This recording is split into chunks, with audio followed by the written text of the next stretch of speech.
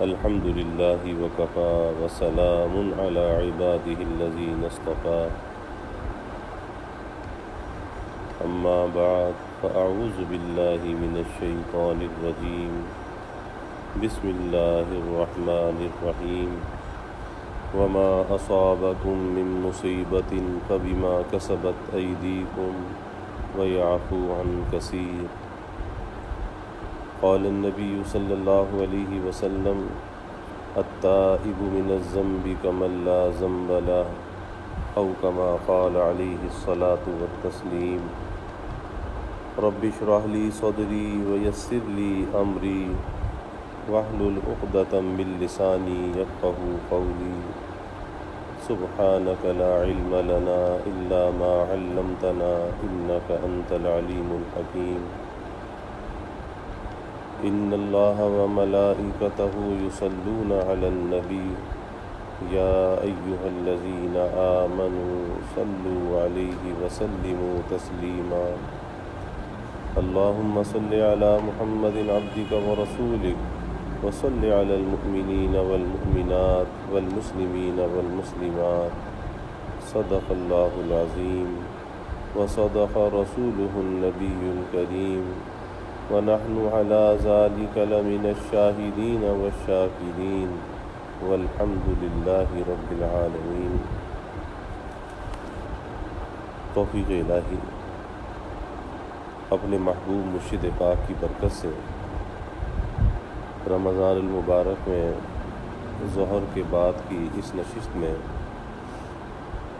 گزشتہ کئی روز سے صدقے کے بارے میں بات چل رہی ہے کہ جس طرح اللہ کے راستے میں مال کا خرچ کرنا صدقے کی نیت سے صدقہ ہے، اسی طرح بعض نیکیاں ایسی ہیں بظاہر چھوٹی چھوٹی سی نیکیاں ہیں، لیکن ان چھوٹی نیکیوں پر بھی اللہ تعالیٰ صدقے کا ثواب عطا فرماتے ہیں، اور صدقہ رد البلا ہے، بلا کو ٹالنے والا۔ وہ بلا جو ابھی نازل نہیں ہوئی اور وہ بلا جو نازل ہو چکی ہے، دونوں کو ٹالنے میں صدقہ تاثیر رکھتا ہے، اللہ کے غصے کو ٹھنڈا کرتا ہے، قبر کی گرمی کو دور کرتا ہے، بے شمار فضائل ہیں۔ تو جب انسان کو کسی چھوٹی سے چھوٹی نیکی کا موقع ملے، اسے کر گزرنا چاہیے کہ اللہ تعالیٰ اس پر صدقے کا اجر عطا فرمائے، اور وہ چھوٹی نیکی آئندہ کسی بڑی نیکی کا ذریعہ بن جائے، بڑی نیکی کا راستہ کھول دے۔ اس لیے نیکی کو کرتے رہنا چاہیے اور نیکی کو کبھی ٹالنا نہیں چاہیے۔ تو بات یہ چل رہی تھی کہ وہ چھوٹی چھوٹی سی نیکیاں کون سی ہیں؟ برائی سے روکنا صدقہ ہے، نیکی کا حکم دینا صدقہ ہے، لا الہ الا اللہ کہنا صدقہ ہے، سبحان اللہ کہنا صدقہ ہے، الحمدللہ کہنا صدقہ ہے، اللہ اکبر کہنا صدقہ ہے۔ اس پر گزشتہ کل 2 روز سے بات چل رہی تھی کہ جب آدمی اللہ اکبر کہتا ہے تو اس کے دل میں اس چیز کا استحضار بھی ہونا چاہیے کہ اللہ سب سے بڑا ہے، اللہ سب سے بڑا ہے۔ اللہ تعالیٰ کی عظمت اور کبریائی کا استحضار، بڑائی کا استحضار، اور اپنا بے حقیقت ہونے کا استحضار کہ میں کچھ نہیں ہوں۔ کیونکہ ایک مرض ہوتا ہے انسان کے اندر تکبر کا، اور ایک مرض ہوتا ہے عجب کا۔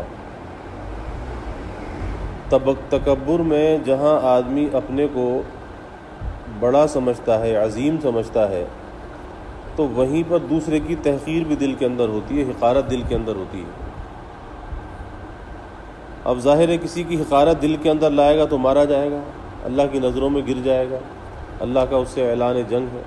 اللہ اس کی کہتا ہے اللہ کہ میں اس کی گردن توڑ دوں گا کہ جو اس بڑائی کو اپنے لیے استعمال کرے، یہ تو بڑائی میری چادر ہے۔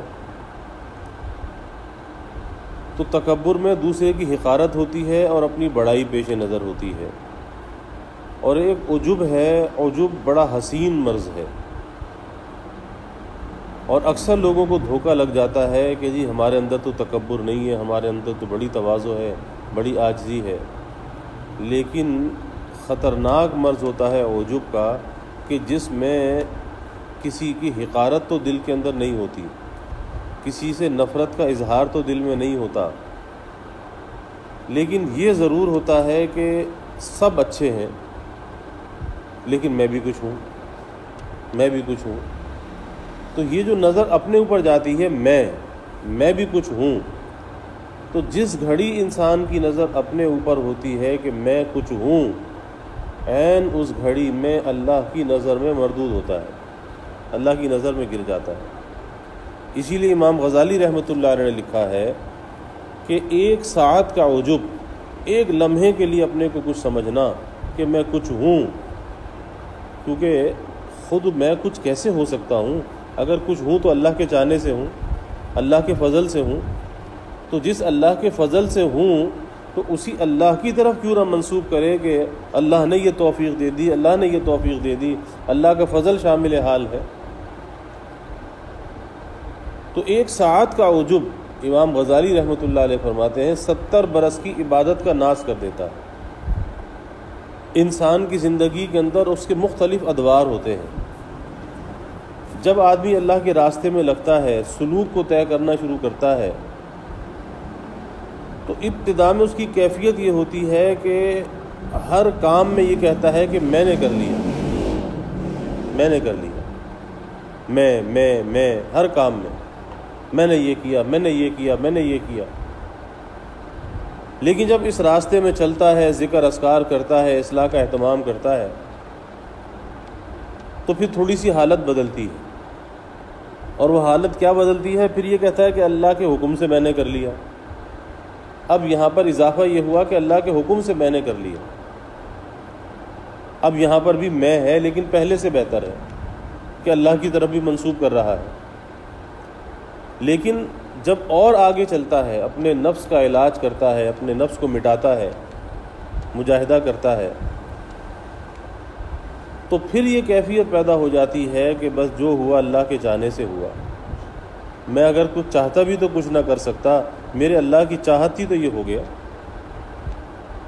اب رمضان کا مہینہ ہے، رمضان کی عبادات ہیں، روزہ ہے، تراویح ہے، تلاوت ہے،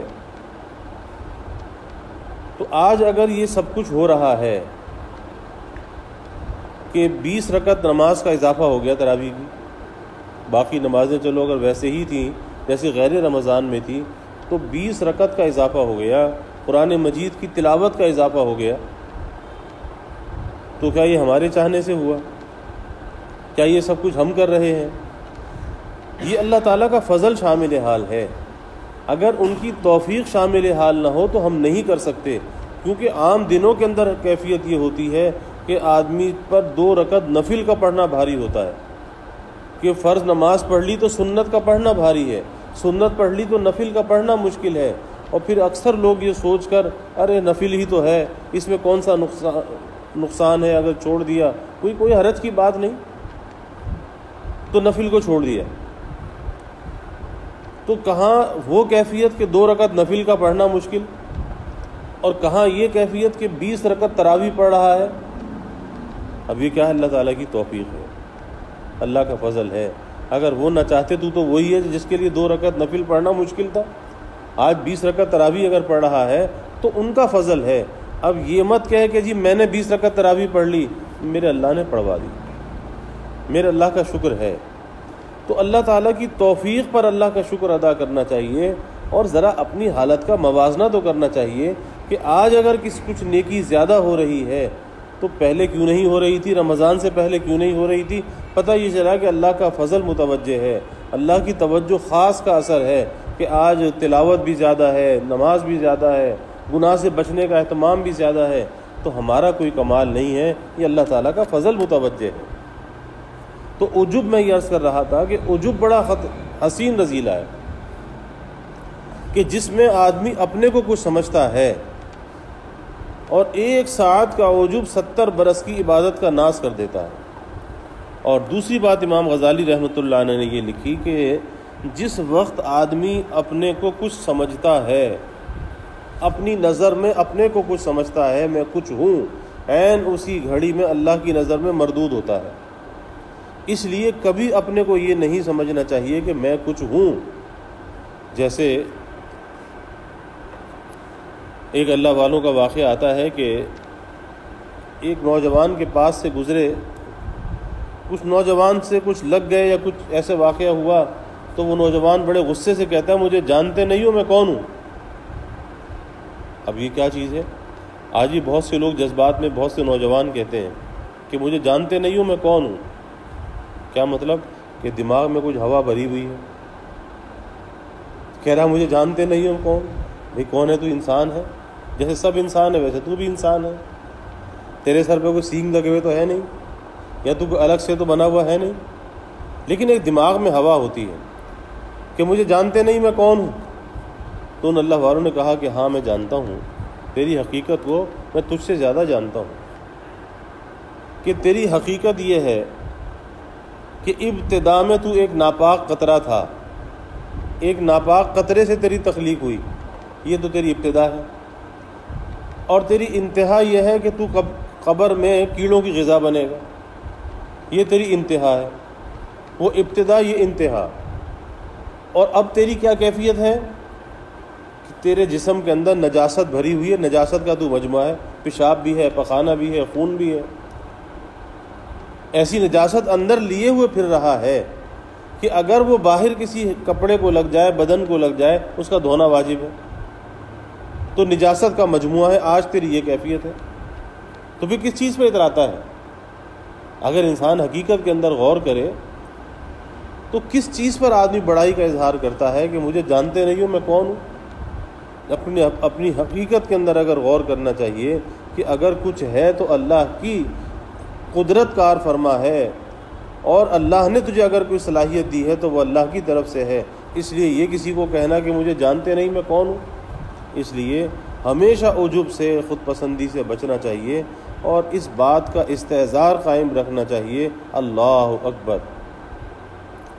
اور اس کے ساتھ ساتھ ایک چیز اور بزرگوں نے تعلیم کی، وہ یہ بات تعلیم کی کہ دیکھو ایک استحضار کو قائم کرو، میرا اللہ مجھے دیکھ رہا ہے، میرا اللہ میرے ساتھ ہے، میرا اللہ مجھے دیکھ رہا ہے، میرا اللہ میرے ساتھ ہے۔ کیونکہ جب آدمی کوئی بڑا بول بولتا ہے، کوئی غلط کام کرتا ہے، تو اس وقت یہ استحضار اسے نہیں ہوتا کہ اللہ اسے دیکھ رہا ہے۔ یعنی اس وقت علم کے درجے میں تو ہر انسان کو علم ہے کہ اللہ دیکھ رہا ہے، اللہ موجود ہے، لیکن اس بات کا یقین نہیں ہوتا، ایک عملی مشق نہیں ہوتی کہ اللہ مجھے اس وقت بھی دیکھ رہا ہے جب میں کسی سے غصے کا اظہار کر رہا ہوں، کوئی بڑا بول زبان سے نکال رہا ہوں، کسی سے کوئی فحش کلامی کر رہا ہوں، اللہ اب بھی تو موجود ہے۔ تو ہمیشہ اس استحضار کو قائم کرنا چاہیے، اور رمضان میں روزے کی برکت سے اللہ تعالی ہر انسان کے اندر اس استحضار کو بڑھا دیتے ہیں کہ صبح سے شام تک کتنی روزے کی حفاظت کرتا ہے، کتنا 14-15 گھنٹے کا وقت گزرتا ہے، اس 14-15 گھنٹے کے اندر اپنے روزے کو خراب نہیں ہونے دیتا، روزے پر کوئی آنچ نہیں آنے دیتا۔ کس وجہ سے؟ کہ روزہ ہے، روزہ خراب نہ ہو جائے۔ کیوں؟ کہ اگر روزہ خراب ہوا، دیکھنے والا تو کوئی نہیں ہے، کہیں بھی چھپ کے کھا لے، کہیں بھی پانی پی لے، کون دیکھ رہا ہے؟ لیکن اس کے دل میں استحضار ہے کہ اللہ دیکھ رہا ہے۔ اگر کوئی انسان نہیں دیکھ رہا تو اللہ تو دیکھ رہا ہے۔ تو رمضان کی یہ برکت ہے کہ اللہ تعالیٰ اس استحضار کو ہمارے اندر بڑھا دیتے ہیں۔ یہی وجہ ہے کہ اگر یہ استحضار ہمارے اندر نہ ہوتا، یہ استحضار قوی درجے کا نہ ہوتا، تو پتہ نہیں کتنے لوگوں کے صبح سے شام تک روزے خراب ہوتے۔ اب یہ روزہ اگر بچا ہوا ہے تو اسی استحضار کی وجہ سے بچا ہوا ہے۔ اللہ دیکھ رہا ہے، کوئی اگر نہیں دیکھ رہا، اللہ دیکھ رہا ہے۔ تو جب ایک روزے کی ہم حفاظت کرتے ہیں اور اس کو خراب ہونے سے، ٹوٹنے سے بچاتے ہیں کہ ہمارا روزہ نہ ٹوٹ جائے، تو اسی طریقے سے اس استحضار کو، یہ تو رمضان کے اندر ایک وقتی استحضار ہے، اب اس وقتی استحضار کو ہمہ وقتی اگر کر لیا جائے تو پھر انسان کی وہ کیفیت نہیں رہتی جو اس استحضار کے بغیر ہوتی ہے۔ اگر کبھی کوئی بڑا بول زبان پہ آتا ہے تو فوراً ڈر جاتا ہے کہ اللہ دیکھ رہا ہے، اللہ سن رہا ہے۔ اگر کوئی گناہ کرنے جاتا ہے تو فوراً خیال آتا ہے کہ اللہ دیکھ رہا ہے، کیونکہ خالی پیٹ کا روزہ نہیں ہے، آنکھ کا بھی تو روزہ ہے، زبان کا روزہ ہے، اس کے خیالات کا، افکار اور خیالات کا بھی روزہ ہے، ہاتھ اور پیر کا بھی روزہ ہے۔ یہ نہیں ہے کہ خالی روزہ تو رکھ لیا اور روزہ رکھ کے گناہ کو نہ چھوڑا تو پھر روزے کے جو فوائد اور ثمرات ہیں وہ حاصل نہیں ہوں گے۔ فریضہ سر سے اتر جانا یہ ایک الگ بات ہے، لیکن اس کے ثمرات کا حاصل ہونا یہ ایک الگ بات ہے۔ کہ ایک آدمی محنت کرے، ایک درخت لگائے، لیکن درخت ایسا لگائے کہ جس پہ پھل ہی نہ آئے، تو یہی سوچے گا کہ اس درخت کا کیا فائدہ، اس پہ تو پھل ہی نہ آیا۔ درخت تو وہ درخت ہے کہ جس پہ پھل بھی تو آئے جب وہ کارآمد ہے۔ تو اسی طریقے سے روزہ وہ روزہ ہے کہ جس کے ساتھ، اس درخت کے ساتھ اس کا پھل بھی ملے۔ یہ نہیں کہ خالی درخت لگ گیا اور پھل اس پہ آتا نہیں۔ بھئی کیوں نہیں آتا؟ کوئی تو غلطی کر رہا ہے کہ بجائے پانی دینے کے کوئی تیزاب اس کی جڑوں میں دے رہا ہے، کوئی ایسا کام کوئی کر رہا ہے کہ اس درخت پر پھل آنے ہی نہیں دیتا۔ تو اسی طریقے سے روزے کے ثمرات ہیں، فوائد ہیں، اس کی برکات ہیں، اس کے انوار ہیں، اور جتنا روزے کے ذریعے سے انسان کے اندر روحانیت پیدا ہوتی ہے اتنا کسی اور عمل سے روحانیت پیدا نہیں ہوتی۔ روزہ اور تلاوت قرآن یہ دو ایسے عمل ہیں، یعنی جتنی روحانیت اس کے ذریعے سے پروان چڑھ سکتی ہے کسی اور عمل سے اتنی روحانیت نہیں آتی۔ وجہ کیا ہے کہ روزہ اللہ تعالیٰ کی، اللہ کے فرشتوں کی صفات کو لیے ہوئے ہے۔ اللہ بھی کھانے سے پاک ہے، پینے سے پاک ہے، ازدواجی تعلق سے پاک ہے، فرشتے بھی کھانے سے پاک، پینے سے پاک، ازدواجی تعلق سے پاک۔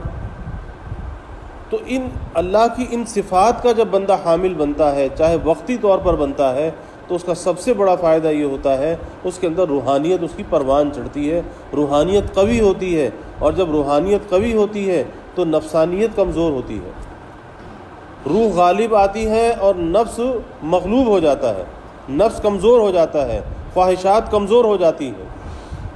تو اس لیے اس استحضار کو قائم رکھنا چاہیے کہ جب آدمی کو بار بار اس کی تکرار کرائی جا رہی ہے نماز میں، اور 5 نماز میں کتنی مرتبہ کہتا ہے اللہ اکبر اللہ اکبر اللہ اکبر، تو اس کا مطلب یہ نہیں کہ خالی نماز میں ہو کر تو کہے اللہ اکبر اور پھر نماز سے باہر جائے تو سب کچھ بھول جائے۔ یہ سبق یاد رکھنے کے لیے ہے، کیونکہ ہر تھوڑی دیر کے بعد ایک نماز آ جاتی ہے اور صبح سے شام تک 5 نمازیں آ جاتی ہیں۔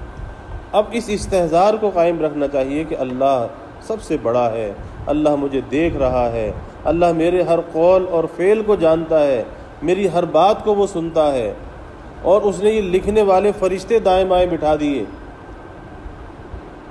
اچھائی بھی لکھ رہے ہیں، برائی بھی لکھ رہے ہیں۔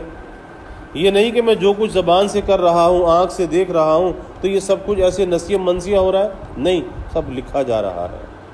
اور کل قیامت کے دن مجھے کھڑا کر کے اللہ کے سامنے ایک ایک چیز کا مجھ سے حساب لیا جائے گا کہ یہ وجود تجھے ایک نعمت دی تھی، ارے اس کو کہاں پر استعمال کر کے آیا؟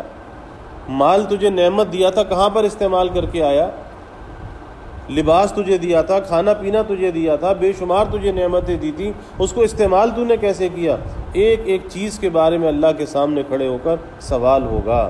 تو ہمیں یہ سوچنا چاہیے کہ کل جب اللہ کے سامنے کھڑے ہوں گے، اللہ یہ پوچھے گا کہ میں نے تمہیں نعمت رمضان دی تھی، اس رمضان کی تم نے کیا قدر کی؟ یہ نعمت قرآن دیا تھا، اس نعمت قرآن کی تم نے کیا قدر کی؟ سوال ہوگا، ایک ایک نعمت کے بارے میں سوال ہوگا۔ اور قرآن بھی نعمت ہے، رمضان بھی نعمت ہے، اس لیے ان نعمتوں کی ناقدری نہیں کرنی چاہیے، بلکہ قدردانی کے اندر لگ جائے۔ اور آسان سی بات ہے کہ جب قدردانی کے اندر لگے گا تو ناقدری سے تو بچ جائے گا، کم از کم اتنا ضرور ہوگا کہ ناقدری سے بچ جائے گا۔ تو ان ایام کی، ان لمحات کی بہت زیادہ قدر کرنی چاہیے، کیونکہ اگر یہ اللہ کا بھیجا ہوا مہینہ ہم سے ناراض ہو گیا تو کل اللہ کو کیا جواب دیں گے؟ یہ مہینہ سفارشی بھی ہے، شکایتی بھی ہے، کہ اگر یہ ہم سے ناراض ہو کر گیا، اللہ کے دربار میں شکایت کر دی، تو پھر کہاں آدمی کے لیے جائے پناہ ہے؟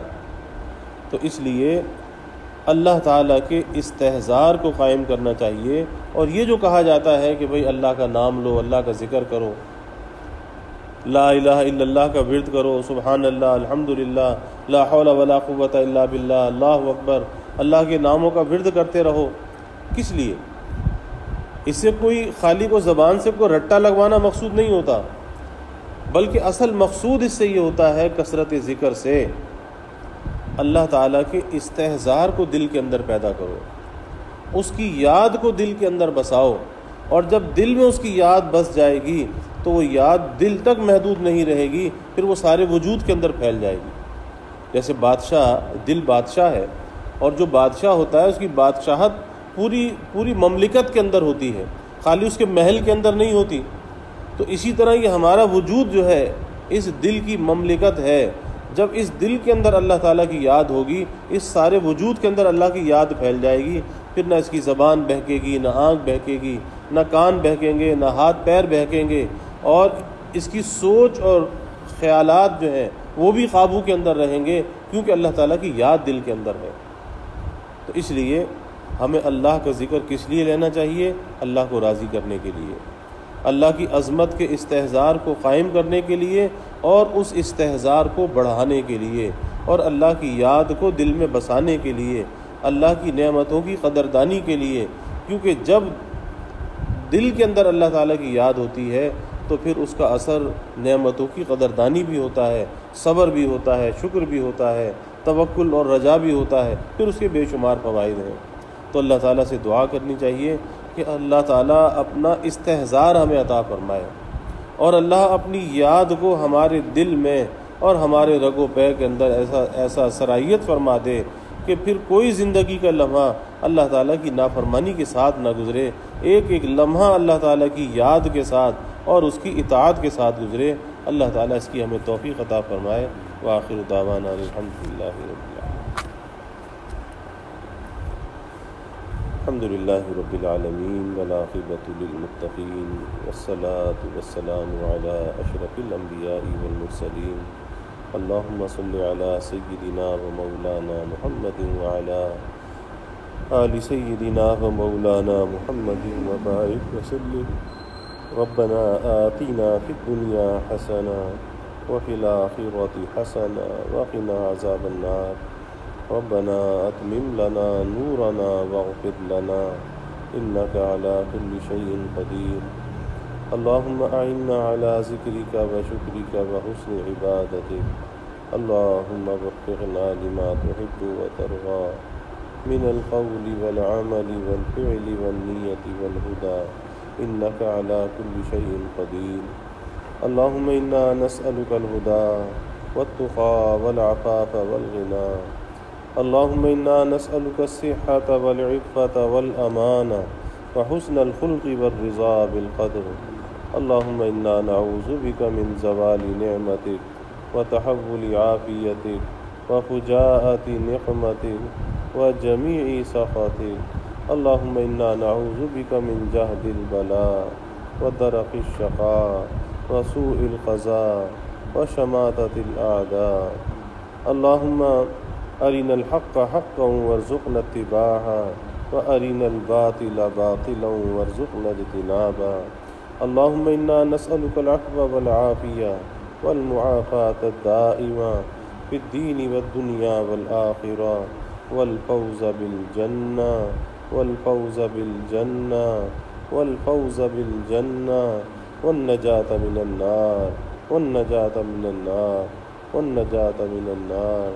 اللهم إنا نسألك من خير ما سألك منه نبيك سيدنا محمد صلى الله عليه وسلم، ونعوذ بك من شر ما استعاذك منه نبيك سيدنا محمد صلى الله عليه وسلم، وأنت المستعان وعليك البلاغ، ولا حول ولا قوة إلا بالله، وجزى الله عنا محمدا صلی اللہ علیہ وسلم ما هو أهله، وصلی اللہ تعالی وسلم علی النبی الکریم۔ آمین۔